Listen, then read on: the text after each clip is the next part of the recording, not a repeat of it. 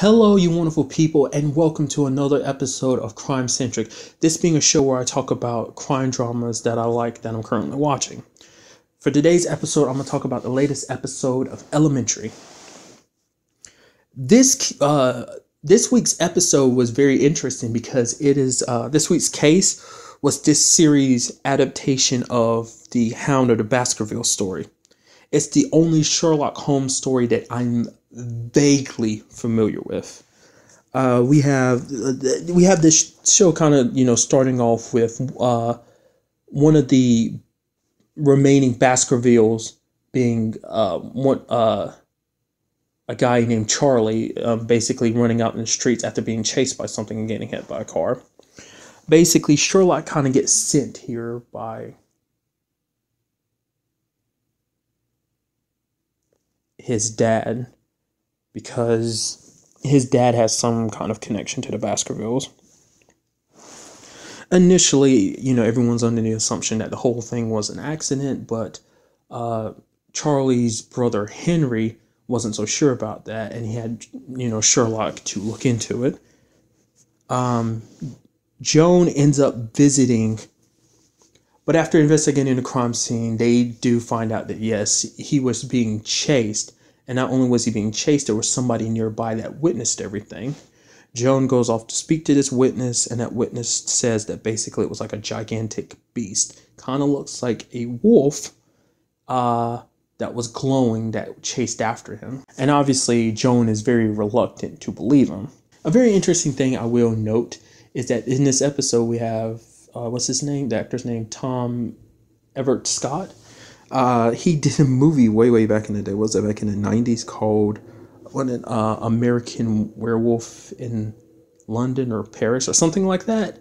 So I thought it was kind of interesting that he'd be in this episode of Elementary. Maybe that was specific casting, or maybe he just simply was the best person for the job, or whatever the case may be. But I think they went out of their way to get him specifically for that, just because it's like possibly dealing with a hellish werewolf type of situation. Granted, it was always kind of storyline wise, I think it's the Hound is always obviously considered more of a demonic dog than it is like a werewolf, but still, you kind of get what I mean. Anyway, after looking into Charlie a little bit more, they learned that he is connected to a genetic modification lab. People, obviously kind of frown upon GMO, and Sherlock and Joan investigate the possibility he was killed because of this connection, and they find at this particular GMO lab an illuminated dog. They use essentially it lights up like a jellyfish, and this leads them to, I guess, another group who are working on essentially a super dog. But the person working on the super dog is like, we're not even close to cracking that, because every time we try to make a super dog, it's failed miserably. You should actually look into all the projects all the patents he's been the patent jacking he's been doing. That being the term they're using. Apparently, Charlie has a reputation for basically stealing people's patents and getting them as his own. It's a very long process in which he does it. I'm not going to go into, obviously, if you watch the episode, you understand it a little bit better of how he's doing it. But basically, there's a process to him. Just, he doesn't just take it. He goes through a lengthy process to get it for you. Get it. Essentially, later on in the episode, we have Henry getting attacked. And basically, he does what Sherlock tells him to do, and the beast gets trapped inside of the pool. And I was wondering how this show would twist, the whole, taking the original tale and what they put their little twist on. Obviously, I was thinking it'd be like, since we're dealing with genetic modifications, it'd be a genetically modified dog or something like that.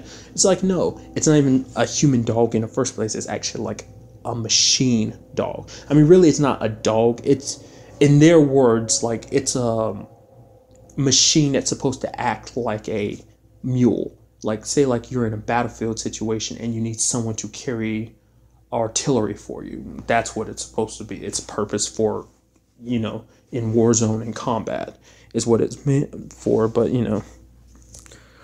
it does look like a mechanical dog. So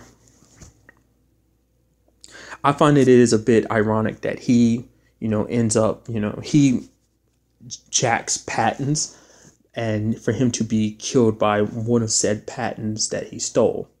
Because apparently to make that machine, it took like there were 3 patents that he sold off that made that particular machine. It turns out the real motive behind the murder is the Baskerville Trust.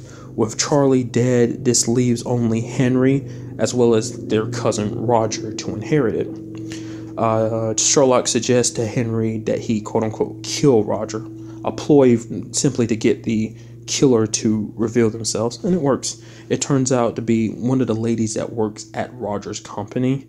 Seems her family ties into the Baskervilles, so she showed up to claim her trust, because the trust becomes null and void once someone has committed a crime. So now that Roger was dead, that only left Henry, and since Henry was the one that killed Roger, that null and void him for the inheritance. So she felt like that she revealed herself to come and be like, okay, and I'm here to collect. So a side story in this episode is the Emmy Eugene that you see from time to time in episodes. He's been off his game lately, making mistakes like contaminating a crime scene.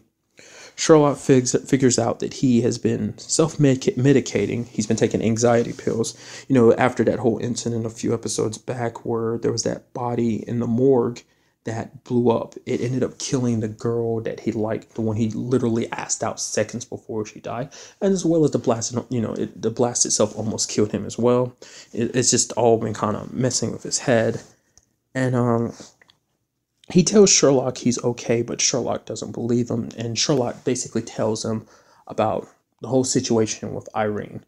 Granted, he doesn't include the whole Moriarty aspect of it, but he tells him how much Irene dying affected him and how it led to him spiraling out of control, and that basically he didn't want to watch that happen to Eugene. So at the end of the episode, we have Eugene showing up. He's there to say, that he'll be leaving. He'll be taking a medical leave of absence, but he doesn't know 100% sure at this point whether he will come back or whether it's going to be permanently. Because if it's permanently, he's like, there's other positions he's been asked about at other places. So if he doesn't feel like coming back, he'll take jobs somewhere else. So he's like, so in case I don't come back, he says his goodbyes to Sherlock. So, which I like that, the show taking, it just shows you just how important everyone that is around, that Sherlock surrounds himself with. I mean, the fact of the matter is, it seems like at the beginning you find out, he plays chess with Eugene on multiple occasions. Apparently every first Thursday of every month.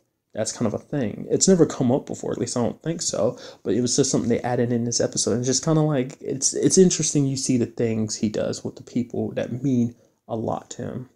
Because you see that's how he is now. I feel like going out of his way and talking to Eugene to help him with his situation, I don't think necessarily Sherlock at the beginning of the series would have done something like that, because Sherlock didn't really form any ties then. But I feel like, as he is now, he forms a lot of ties with people, especially people that mean a lot to him. So Elementary is no longer going to be on Thursdays. It is moving to Sundays now. Not this Sunday. It'll be starting next Sunday. So do keep that in mind. Same time, just different night. So, but that's all I really want to talk about in this episode. Till the next time we meet, be happy, be safe, live life to the fullest, and enjoy it. Good day and goodbye.